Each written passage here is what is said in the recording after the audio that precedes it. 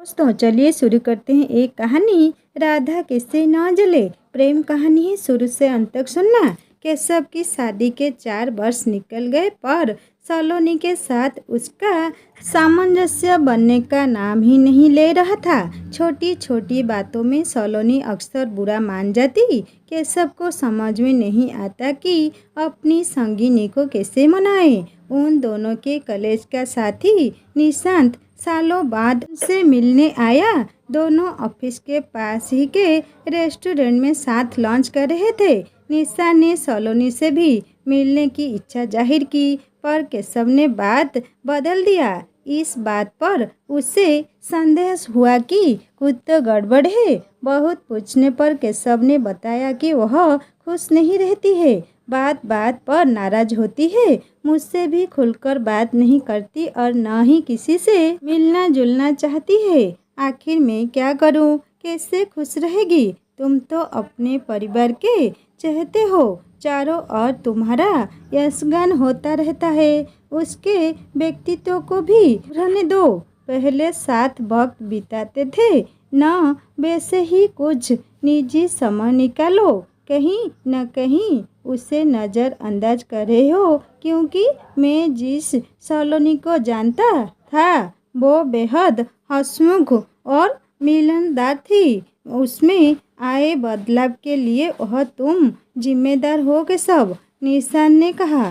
ठीक ही तो कह रहा था वो। इस बात पर कभी उसका ध्यान गई ही नहीं। 4 बहनों के बाद जन्मे केशव का बचपन अति लाड प्यार में बीता था। माँ बाबा प्यार से कान्हा बुलाते। बाहर का नाम भी उन्होंने केशव रख दिया था। सांवली सूरत और घुंघराले बालों वाला केशव अति मेधावी और सबों का चाहता था। बचपन में स्कूल फिर कॉलेज में हर जगह उसके मधुर व्यवहार और अलग से व्यक्तित्व के कारण उसे खूब प्रसिद्धि और प्यार मिला।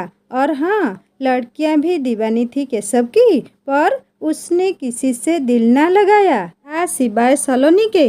दोनों की दोस्ती थी और शादी भी हो गई। पति के प्यार में कोई कमी न थी, पर जताने की कला से अनभिज्ञ था। ऐसे अनाड़ी साजन से एक दूरी बनती ही जा रही थी। सलोनी अपने 4 भाई बहनों में सबसे बड़ी थी। उसका कहा कोई नहीं टालता था। एक इसी बात ने उसे केशव के समक्ष कभी झुकने नहीं दिया। दोनों ही अपने परिवारों के बेहद लाडते थे, पर यहाँ सब केशव की ही पसंद की बातें करते, उसको ही खुश रखने के प्रयास किए जाते, जैसे उसके सामने सलोनी का कोई अस्तित्व ही नहीं है।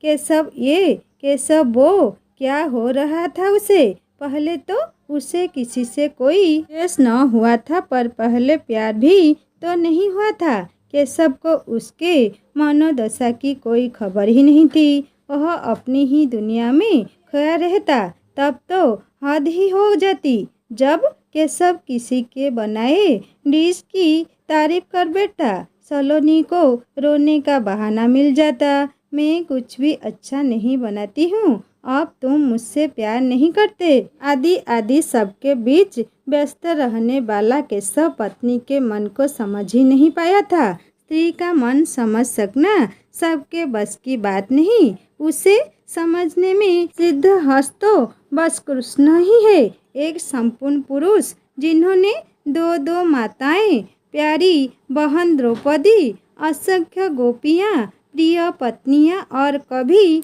विलग न हो पाने वाली राधा, सभी के मन को समझा और सबके हृदय पर एक छत्र राज करते रहे। कहते हैं राधा कभी कान्हा से नाराज भी हो जाए तो कृष्ण यह कहकर मना लेते कि मैं तुम्हारे हृदय में हूँ, अगर वहाँ नहीं तो कहीं भी नहीं है।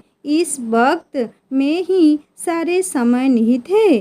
10 असल प्यार करने वाले के हृदय में ही प्रेमी या प्रेमिका का वास होता है। अपने ही मन में सवाल भी है और जवाब भी। बस इसकी जानकारी उन्हें हो पाती है जिन्होंने इस विषय पर गंभीरता से विचार किया है। ज़्यादातर लोग आत्मविश्लेषण न कर औरों पर ही दिमाग लगाते हैं, जिससे परिणाम में भी नकारात्मकता ही हाथ आती है। केशव की समझाए मित्र समझ गया था, अनुभव इंसान को सब सिखा देता है। उसने कहा कि हर रिश्ते की एक मर्यादा होती है। एक पति पत्नी के बीच तो ईश्वर भी प्रवेश नहीं करते। इस रिश्ते के अंदर अपनी पत्नी को खुलकर जाने दो, बाहर चाहे जो भी मजबूरियां हो, पर तुम दोनों के बीच आपसी समझ व अटूट प्रेम ही तुम्हारे रिश्ते की आधारशिला होनी चाहिए। वह उन दोनों के केरल के टिकट्स बुक कर साथ लाया था। दोस्त के सामने टिकट्स रखकर इतना ही बोला, कब तक देवकी जसोदा नंद बाबा और गोपियों के कान्हा बने रहोगे मित्र? प्रेम के ही सब रूप है। राधा तो कान्हा की आत्मा है, उन्हें क्यों अछूता छोड़ रखा है? अपने प्रेम की नींव रखो, अपने पारिवारिक जीवन की सफल शुभ आद करो। और फिर दोनों सालों बाद बिल्कुल अकेले घर के बाहर निकले। चेहरे पर एक चंचलता थी। सलोनी को पता था कि अब उसकी बातों का केंद्र केशव और उसकी वो है। केरल के 4 दिन कैसे निकले पता ही नहीं चला। सच पूछो तो सलोनी को वापस आने का दिल नहीं कर रहा था।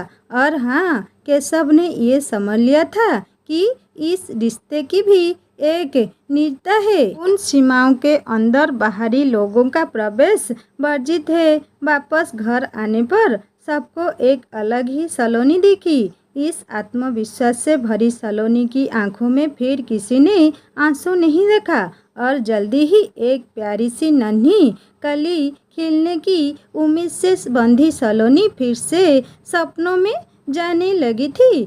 बस खट्टा खाने की लालच में बार बार रसोई में जाती सलोनी ने सासू माँ का दिल जीत लिया था। घर में फिर से कान्हा के बाल रूप के आने की खबर ने खुशियाँ बिखेर दी थी। माँ बाबा ने नन्हे केशव के आने का इंतजार भी शुरू कर दिया, पर केशव ने सलोनी की चाहत में अपनी चाहत ढूंढ ली थी कि और उन दोनों को गुड़िया चाहिए थी। इस बार उसने अपनी यह इच्छा सबके सामने रख सलोनी के हौसले को बढ़ाया था। कुछ महीनों बाद उनके आंगन में एक नन्ही परी का आगमन हुआ। सब अपनी गुड़िया को बाहों के झूले में झूलाने लगा।